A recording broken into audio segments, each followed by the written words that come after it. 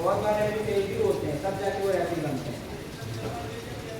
ठीक है, रेफरी का एग्जाम होता है, ऐसे नहीं कोई पेपर की मतलब बस आप चले गए आप तय कर लगा कर, ऐसे नहीं होता है। आप एग्जाम लोगे तब जाके आप रेफरी बनोगे। अगर एग्जाम में पास नहीं हुए तो आप रेफरी नहीं बन पाओगे। फिर आप नेक्स्ट ईयर जब एग्जाम होगा तब आप दे सकते हो। ठीक है, पता चल गया। तो अभी प्रेजेंट टाइम में हम लोग को किक बॉक्सिंग खेलना है। क्या खेलना है? Kick boxing. हाँ, उसका जो लास्ट पॉइंट है। ठीक है, हमको राउंड जीतने के लिए क्या क्या करना पड़ता है? या तो आप ज्यादा पॉइंट स्कोर करो, ठीक है, या तो उसको ज्यादा थ्रो करो। ठीक है, लेकिन दूसरा एक तरफा मैच अगर आप जीतना चाहते हो ना, तो आप उसको मैच के बाहर थ्रो करना पड़ेगा। ठीक, मान लीजिए, ठीक है, ये इसका लास्ट पॉइंट है। ठीक, यहाँ तक आपको, ठीक है, मैट। अब इसके बाद अगर आप चले गए तो आप मैट से एग्जिट हो गए। ठीक है, तो सामने वाला अगर आपको 2 बार मैट के बाहर फेंक देता है, मान लो ऐसे करके आप खुद ही मैट के बाहर चले गए, ठीक है, तो उसका एक स्ट्राइकिंग पॉइंट बन गया। क्या बन गया? एक स्ट्राइकिंग पॉइंट। ठीक है, फिर दूसरी बार अगर मारते मारते कैसे भी करके, ठीक है, आपको दूसरी बार अगर मैट से बाहर कर दिया तो आपको फर्स्ट राउंड सामने वाला विन हो जाएगा ऑटोमेटिक। चाहे वो 10 सेकंड के अंदर आपको मैट से बाहर फेंक दे, या आपको 20 सेकंड के अंदर, या आपको 2 मिनट के अंदर। ठीक है, अगर आप सिंपल से लैंग्वेज समझो, अगर आप मैट के बाहर चले गए 2 बार, ठीक है, तो आपको एग्जिटिंग पॉइंट का 1 पॉइंट माइनस नहीं होगा। वुशु में आपको डायरेक्ट वो राउंड भरा दिया जाएगा। First round red corner winner हो जाएगा। फिर दूसरी राउंड आपको स्टार्ट किया जाएगा।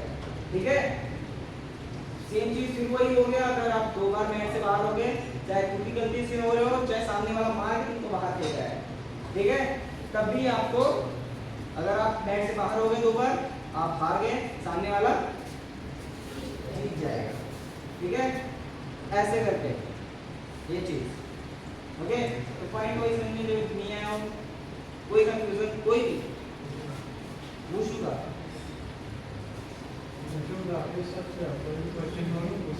जैसे, हाँ ठीक है, आप उसमें बैक भी अलाउ कर सकते हो। क्या मार सकते हो?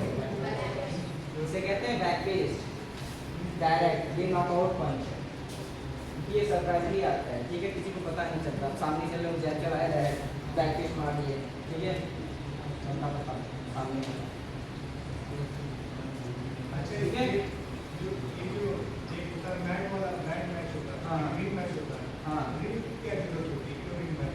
वो हार्ड पढ़ने के लिए होता है। जैसे अगर मतलब जो छोटे बच्चे रहते हैं ना, तो उनके लिए डीप लाइट के लिए वो ततामी इवेंट रहता है, ताकि उसके बच्चे सॉफ्ट मैच खेलें। ठीक है, और उसमें पावर भी कम लगती है, 50% पावर लगती है। लेकिन जो रिंग इवेंट होता है उसमें 100% आप 110% पावर यूज कर सकते हो। वो फुल कांटेक्ट फाइट है पूरा। ठीक है, ततामी में जो फाइट होती है उसमें आपको टच खेलना रहता है, या तो हाफ पावर यूज करनी रहती है, और कंट्रोल से आपको चलना पड़ता है। लेकिन जो रिंग में आप खेलते हो उसमें आप फुल कांटेक्ट खेल सकते हो, पूरा आदमी मारो कोई नॉकआउट वगैरह तो मार सकते हो।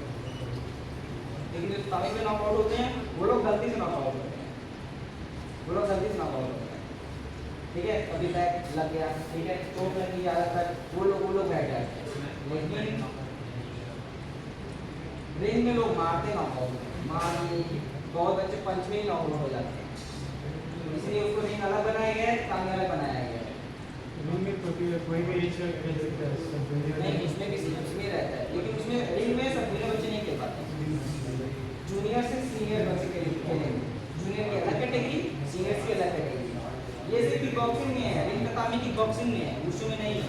वुशु में ततामी नहीं मिलेगा आपको, शुरू से ततामी को तरी में। हाँ, वुशु में भी दो इवेंट होते हैं। ठीक है, एक होता है सांसू, जिसको बोलते हैं सांडा। ठीक है, ये जापानीज लैंग्वेज है, ये चाइना लैंग्वेज है। ठीक है, ओके, चाइना का। तो ये है वुशु, सांसू उसे बोलते हैं सांसू। ठीक है, और कुछ लोग इसे सांडा भी बोलते हैं। और दूसरा इवेंट होता है तावलू। किक बॉक्सिंग जिसका फॉर्म बताया था क्या था? ठीक, सेम चीज इसमें भी, जिसको अगर मान लो फाइट से डर लगता है विश्व में, ठीक है, तो वो ताउडो में जा सकता है, लाइक डेमोन्स्ट्रेशन पर, लेकिन उसका डेमोन्स्ट्रेशन अलग होता है। उसका डिफरेंट वो होता पूरा है, ये सब कैसे वो सब करेंगे ना, फुल वो सीखने में ही टाइम लगेगा। और यहाँ पे ताउडो के उतने प्रोफेशनल प्लेयर नहीं